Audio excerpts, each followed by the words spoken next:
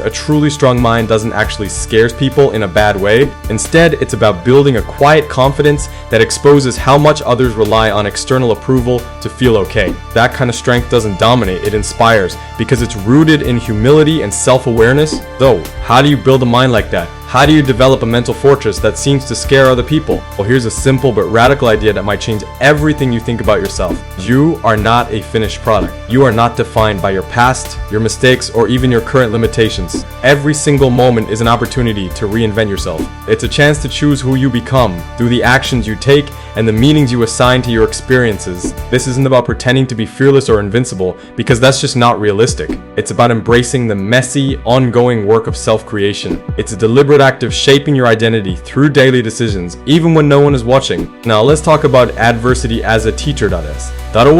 Life will inevitably knock you down, that's just a fact. But listen carefully, what separates those who crumble from those who grow stronger is not luck or innate talent. It's the stories they tell themselves about their struggles. Imagine two people facing the exact same setback, a job loss, a rejection, a failure. One sees it as proof they're inadequate. The other sees it as a puzzle to solve. The difference isn't in the event itself, but in how they interpret it. This, my friends, is the heart of resilience, the ability to extract meaning from hardship. When you start asking, what can I learn here, instead of why is this happening to me, you transform pain into a teacher. You stop seeing yourself as a victim of circumstance, and you start seeing yourself as someone capable of adapting, learning, and evolving. Next up, I saw rejecting external validation. This shift requires rejecting the idea that your worth depends on what others think of you. Most people live like actors on a stage, performing roles they think others want to see. They're the perfect employee, the agreeable friend, the person who never rocks the boat. But building a formidable mind means stepping off that stage, means asking, who would I be if no one were watching? And then having the courage to live that answer. This doesn't mean being selfish or reckless, not at all. It means aligning your actions with your deepest values, even when it's inconvenient or unpopular. Think of the innovators, artists, and leaders who changed the world. They weren't universally liked, they were often polarizing. Why? Because they refused to dilute their vision to fit societal expectations. Their strength came from clarity of purpose, not approval ratings. Alright, let's move to confronting the discomfort of freedom.is tree.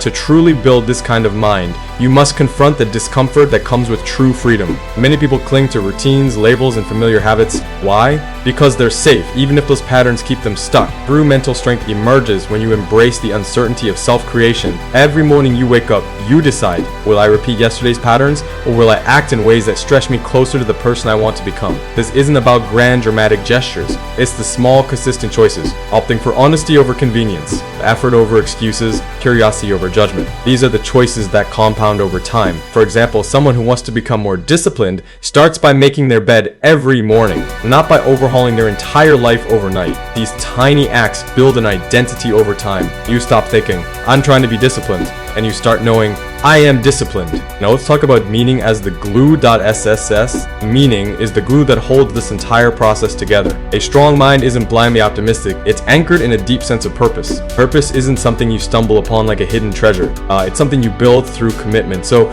think of it as a compass, not a destination. When you tie your efforts to something larger than yourself, whether it's raising a kind family, mastering a craft, or contributing to a cause, setbacks feel less personal, criticism stings less because you're no longer asking, does this make me look bad? But instead, does this serve what I truly care about? This focus acts as powerful armor against distractions and self-doubt. For instance, an artist who creates work aligned with their values might face rejection, but they'll keep going because their purpose isn't tied to fame. It's tied to pure expression. Let's explore isolation as a tool.issue. Isolation is a widely misunderstood tool in this entire journey. Spending time alone, not scrolling mindlessly or numbing out, is key. Instead, sit quietly with your thoughts. This forces you to confront the narratives you've internalized.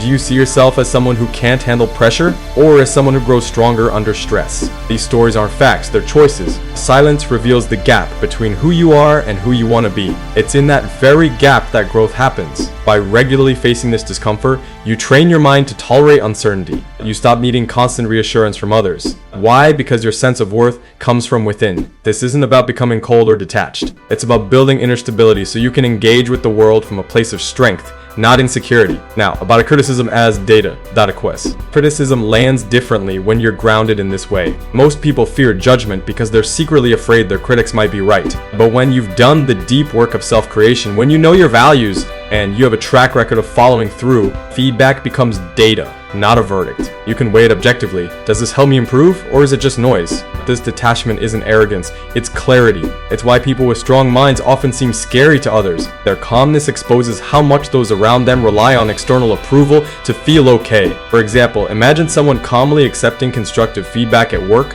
while ignoring gossip about their personality. Their focus isn't on being liked, it's on improving their skills. This unnerves people who tie their self-worth to others' opinions. Next, let's discuss ethics and compassion. Ethics are crucial here. Strength without empathy risks becoming tyranny. The goal isn't to dominate others or ignore their humanity. It's to balance resilience with compassion for yourself and those around you. Holding yourself to high standards matters, but so does recognizing that everyone is fighting battles you can't see. Studies even show that self-compassionate people recover from failure faster than those who beat themselves up. Treating yourself with kindness isn't weakness. It's what allows you to sustain effort over time. Similarly, respecting others' dignity, even when you disagree with them, keeps your strength from hardening into stubbornness. Imagine a leader who pushes their team to excel, but also listens, adapts, and acknowledges mistakes. Their strength inspires loyalty because it's paired with humility. Now, let's talk about resisting modern distractions. Modern life makes this deep work even harder. We're bombarded with distractions designed to fragment our attention. Endless notifications, multitasking demands, the pressure to stay busy without being purposeful. Building a strong mind requires resisting this chaos. It means doing one thing at a time, fully. It means letting boredom spark creativity instead of reaching for a screen. It means protecting your attention like the finite resource it is. For example, someone might block off 2 hours daily for deep work, turning off all devices and focusing solely on a single project. Over time, this discipline sharpens their ability to think critically, spot patterns, and make decisions aligned with their purpose. Now, let's look at physical health. The unsung hero. A tired and broken body simply can't sustain a resilient mind. Sleep, nutrition, and movement aren't optional extras, they are the absolute foundation. Research shows that poor sleep impairs emotional regulation, making it harder to handle stress. Regular exercise, whether walking or weightlifting, reduces anxiety and boosts cognitive function. Eating well stabilizes energy levels, preventing the crashes that lead to impulsive decisions. Powering for your body isn't separate from mental toughness, it's the underlying structure that holds it up. Imagine someone preparing for a high-stakes presentation. If they're well-rested and nourished, they'll handle pressure far better than if they're running on caffeine and fast food. Let's move to language shapes reality. The stories you repeat about yourself, your capabilities, your worth, your limits become self-fulfilling prophecies. Changing your internal dialogue is a practical way to steer your growth. For instance, swapping "I'm terrible at this" with "I'm learning how to do this" opens the door to improvement. Replacing "this is impossible" with "this will require creative solutions" turns obstacles into puzzles. Over time, these shifts rewire your brain to default to curiosity and persistence rather than defeat. And finally, purpose as the North Star. Purpose is your ultimate North Star in this entire journey. It's not about grand achievements, but about aligning your daily actions with what matters most to you.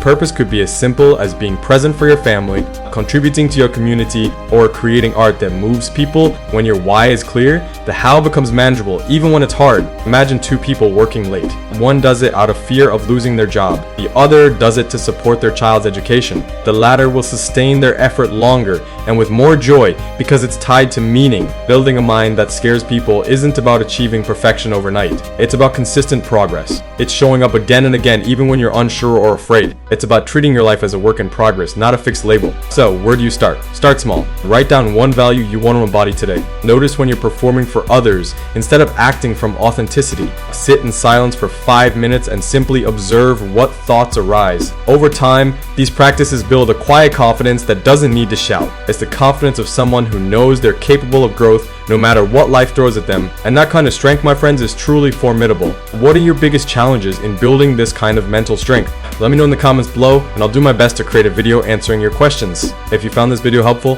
please give it a big thumbs up. And don't forget to subscribe to High Low World for more insights into building a better you.